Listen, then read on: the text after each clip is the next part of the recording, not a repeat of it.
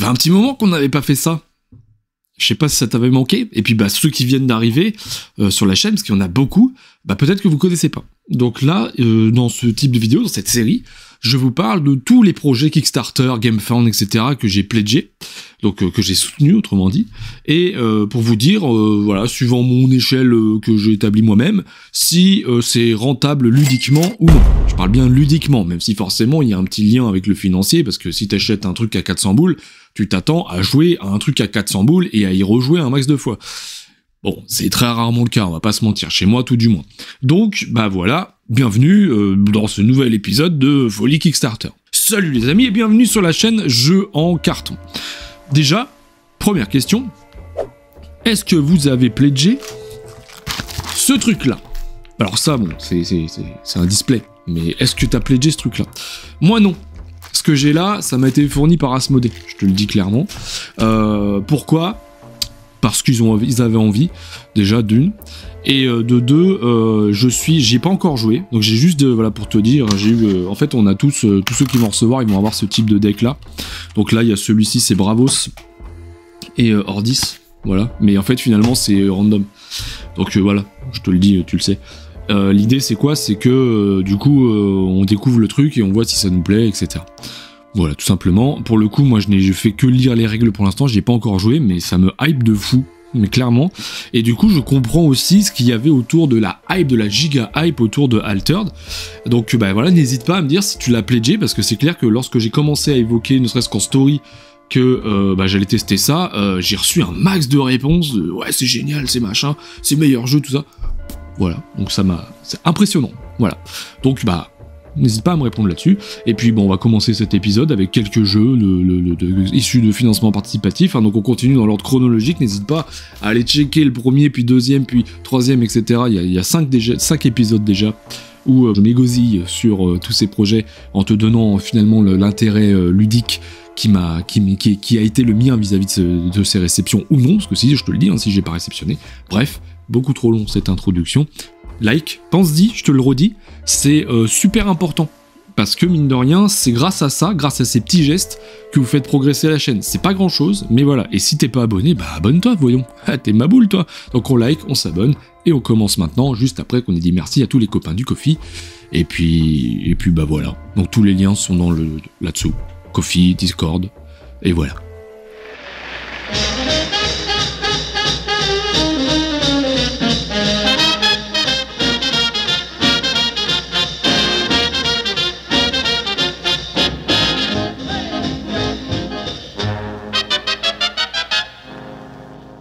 On va commencer par un jeu qui s'appelle Pulp Invasion. Pulp Invasion, si ça te fait penser à Pulp Fiction, c'est normal.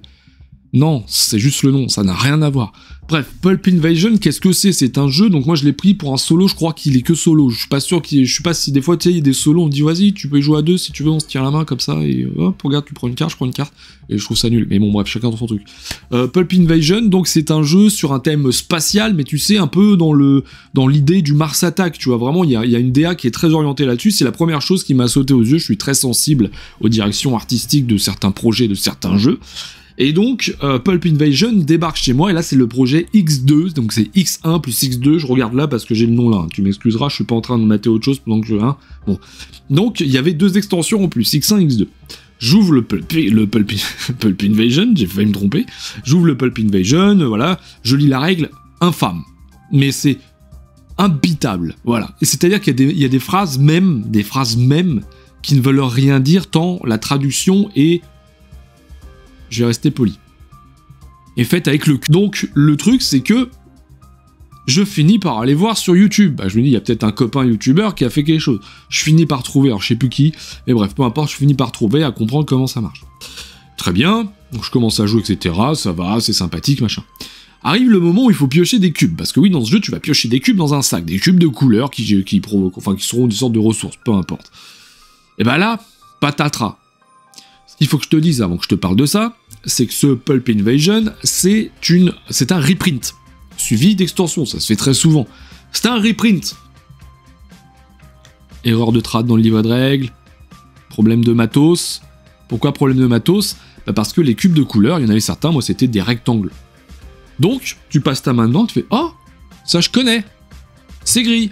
Bon, je sais pas quelle couleur c'était, mais on s'en fout. Mais voilà, l'idée, c'est que déjà, ça, je trouve ça tout bonnement scandaleux.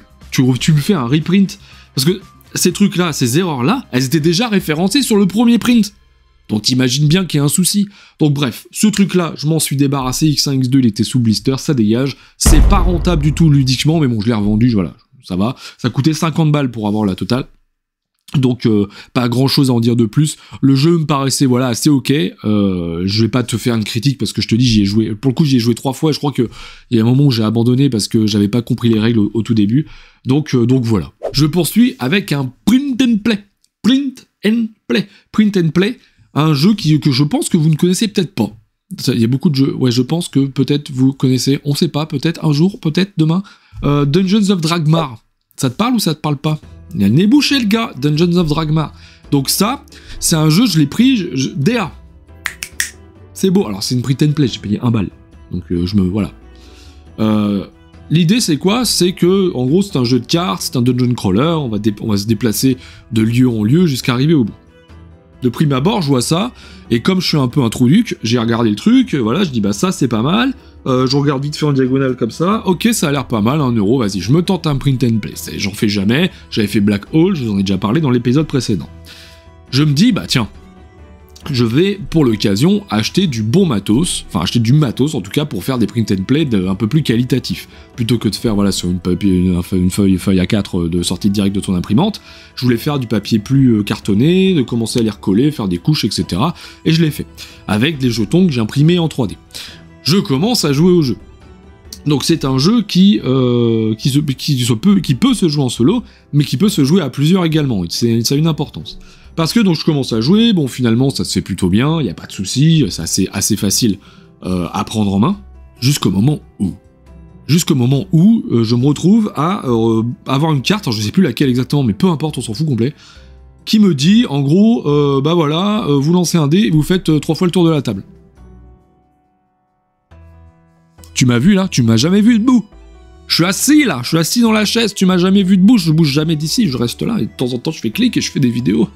C'est tout ce que je fais, je joue même pas au jeu pour te dire. Ça déjà, j'ai voulu pleurer là, comme ça, je me suis dit j'ai imprimé tout ça pour faire des tours de table, comme ça, pour courir. Tour de table, comment tu t'appelles, c'est quoi ta carrière, etc. Tu connais ça, tu connais si tu bosses en entreprise, comment c'est chiant les tours de table.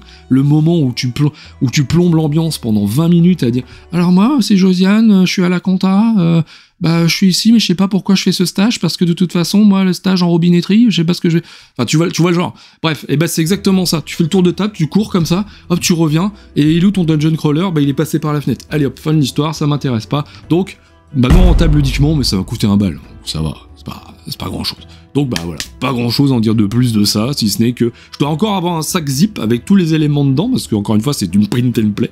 Donc voilà, mais pas grand chose à dire de plus. On enchaîne sur un truc... alors là, naze. Mais alors naze à un point, et vous allez tous être d'accord avec moi, je vais vous parler de Voidfall.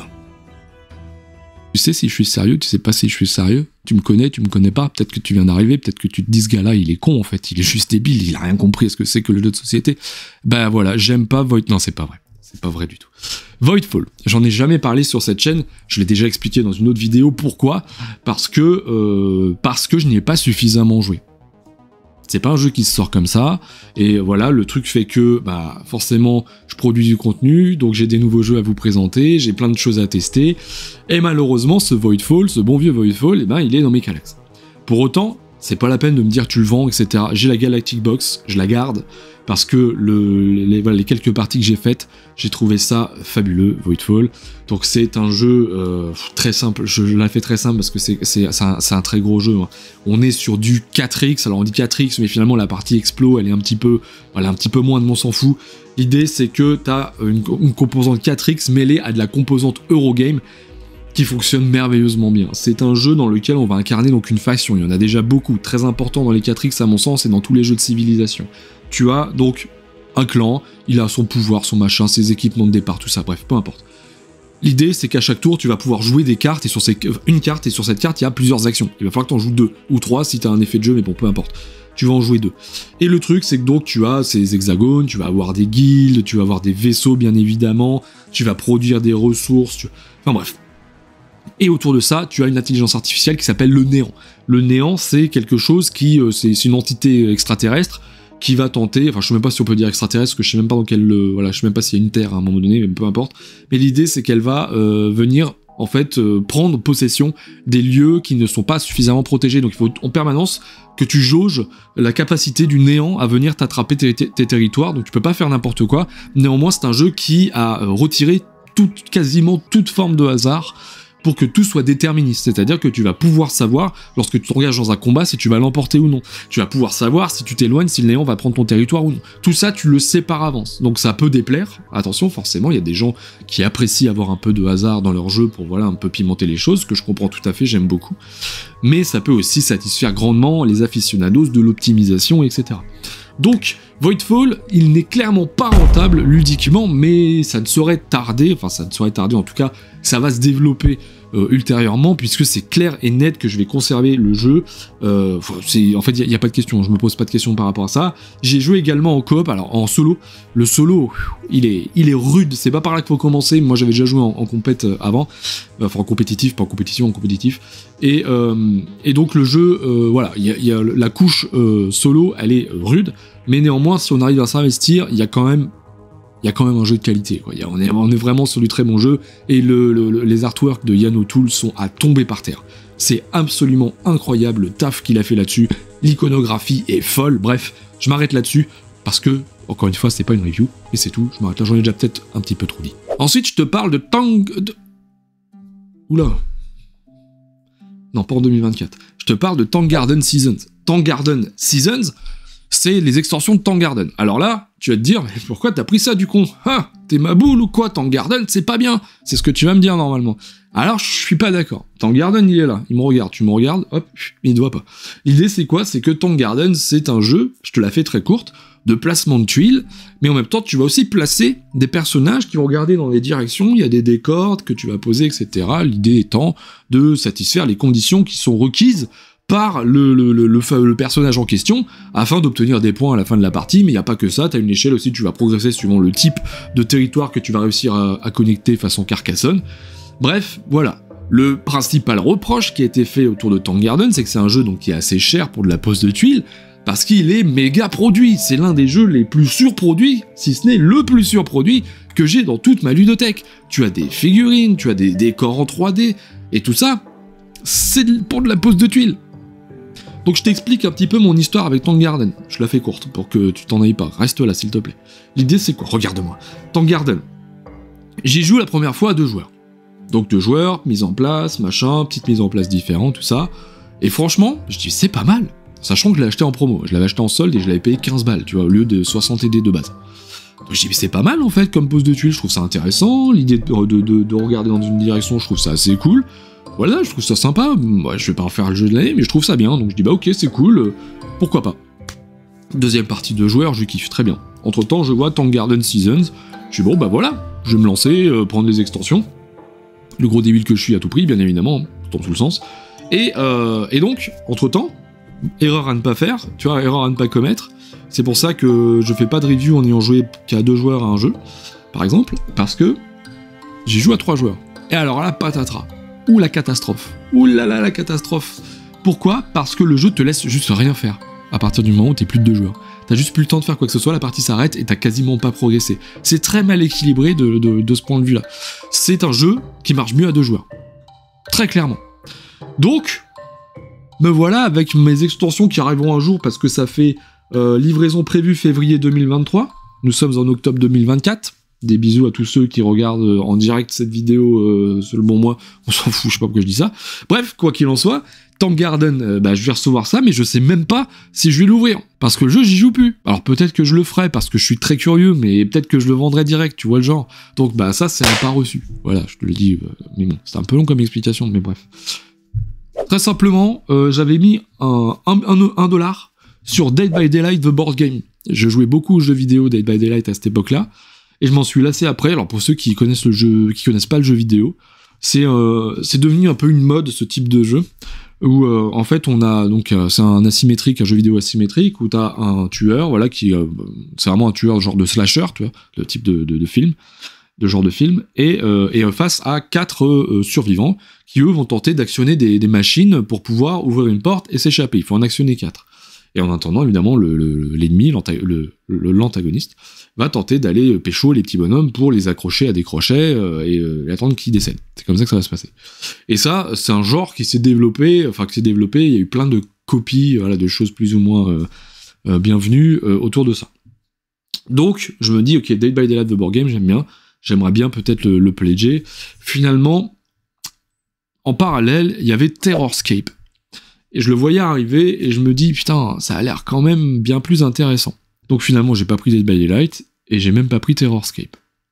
Ensuite, Explorer of the Woodlands. Explorer of the Woodlands, donc ça, j'en ai fait une vidéo, je vous en ai parlé il y a quelques temps.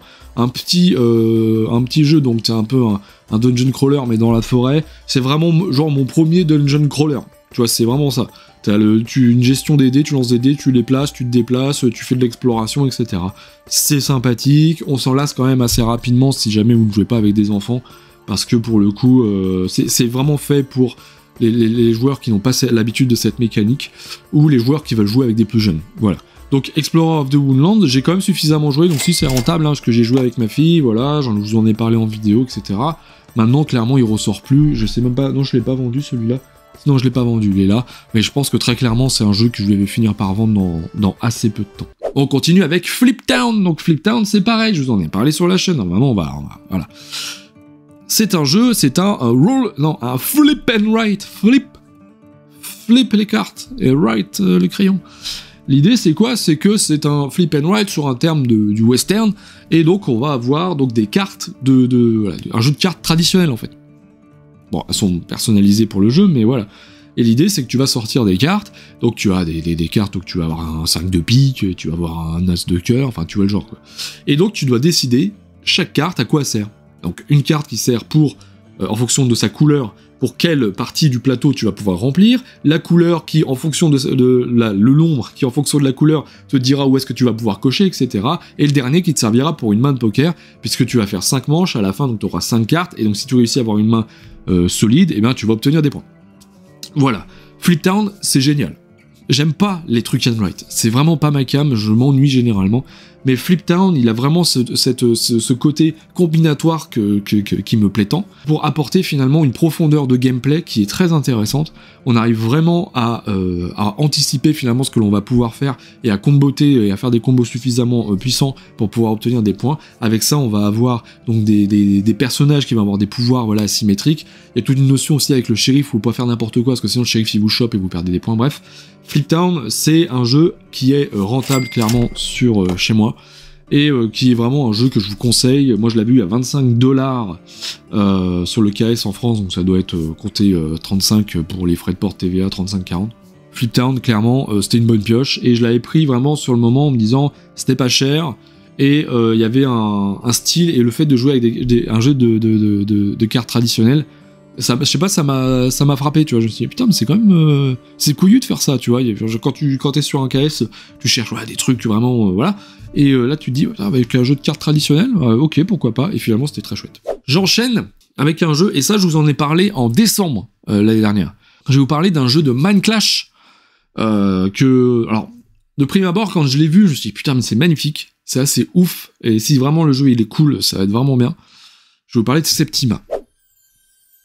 Si tu me suis, tu sais, voilà.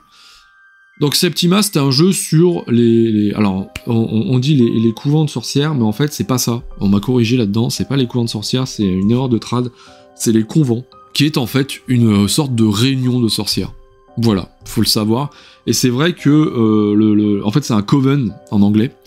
Et bref, c'est tout con, hein, mais je te le dis comme ça parce que c'est en fait, finalement, c'est assez important. Et voilà, il y a un amalgame qui a été fait là-dessus, donc merci à la personne qui avait corrigé, qui m'avait prévenu de ce souci. Donc bref, je m'arrête là-dessus, mais bon, en gros, convent de sorcières, et Septima, donc c'est un jeu dans lequel on va devoir, se balader au sein d'un village en évitant les chasseurs de sorcières, le but étant d'aller recueillir des ingrédients, concocter des potions pour aller soigner les différents patients donc, qui sont au niveau du village. Mais à côté de ça, on a toute une histoire avec un tribunal de sorcières où on va avoir des sorcières qui vont être au tribunal parce que est-ce que c'est une sorcière, est-ce que c'est pas une sorcière, et on va piocher façon backbuilding presque parce qu'il y a des neutres, mais on va mettre des meeples en fait de nous appartenant dans un sac, et on va les piocher au fur et à mesure, et en les sortant, en gros, si c'est des meeples de joueurs, si on est en majorité, eh bien, la sorcière est sauvée, sinon, la sorcière est brûlée. Voilà, c'est comme ça que ça se passe, et après, il y a plein de choses tout autour, bref, peu importe. C'est un jeu que je n'ai pas aimé du tout. Le jeu est magnifique, l'édition est superbe, c'est vraiment magnifique, ce qui a été fait sur Septima. Néanmoins, le jeu est d'une platitude absolue. Il ne se passe rien dans Septima, en tout cas, c'est moi ce que je t'en dis, hein, si tu as le droit de penser à autre chose, mais il y a vraiment cette notion de platitude. On joue à l'action. On ne fait pas, on n'a pas un grand œuvre finalement dans Septima. C'est-à-dire que, qu'est-ce que j'ai dans la main comme carte action ? Hop, je vais mettre ça, toi t'as mis ça. Ah, on a fait la même chose, mince, ça attire les chasseurs de sorcières, bon, je vais aller cueillir des ingrédients, bon, je vais aller soigner, bon. Je vais pas aller plus en détail, parce que j'en avais déjà parlé donc à l'époque des top flops de 2023, c'était mon flop 1 pour tout vous dire. Mais voilà pour Septima, donc qui est clairement pas rentable, je l'ai vendu depuis, mais je l'ai vendu par rapport à ce que j'ai pris, par rapport à ce que je l'ai payé, je l'ai vendu une bouchée de pain. Enfin non, je l'ai vendu moitié moins. Parce que le jeu avait déjà perdu de sa superbe vis-à-vis de nombreuses reviews négatives dont il a été le sujet. Mais voilà, donc concernant Septima, donc c'est pas un jeu rentable ludiquement parce que vraiment je suis dégoûté, je suis dégoûté du jeu et j'ai pas eu envie d'aller plus loin. Mais bon, j'ai fini par le vendre. Pareil ensuite, donc j'avais mis $1 sur Cyberpunk 2077 ou 2077, donc Cyberpunk 2077, Gangs of Night City. Si tu suis la chaîne, tu sais. Si tu sais, tu sais. J'avais mis $1 et je l'ai enlevé. Et finalement, le jeu, je l'ai acheté en boutique. Si tu sais, tu sais.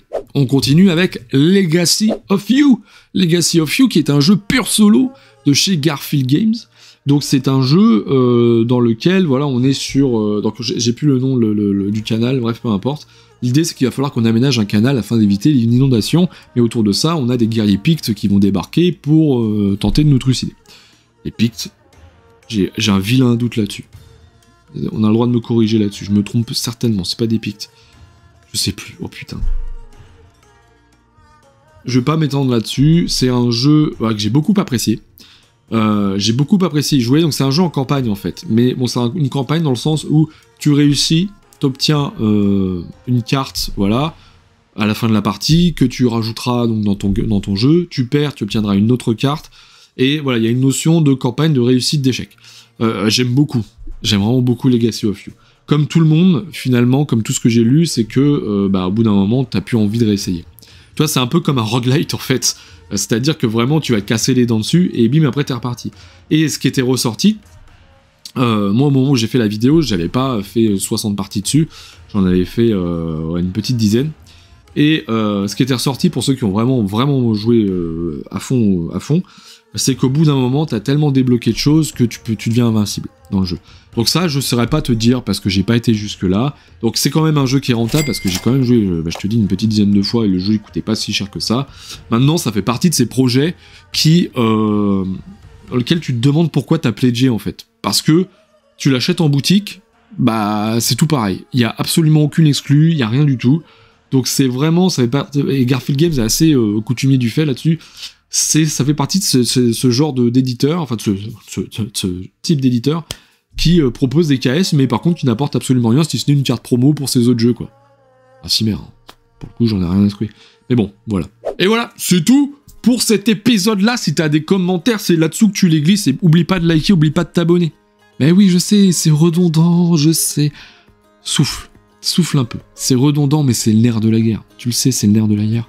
Et grâce à vous, on continue de progresser et ça me fait vraiment plaisir. N'hésitez pas à aller voir le Discord, parce que sur le Discord, on discute de tous ces jeux-là. Il y en a quelques-uns qui nous ont rejoints encore, je sais plus combien on est, on doit entre 250 et 300, tu vois, pour te dire. Il y a du monde là-dessus, mais on discute tous de jeux, bon enfant, et en plus ça permet de discuter plus facilement aussi qu'en commentaire, hein, qu'on soit bien d'accord. Donc voilà, n'hésite pas à aller checker par là-bas.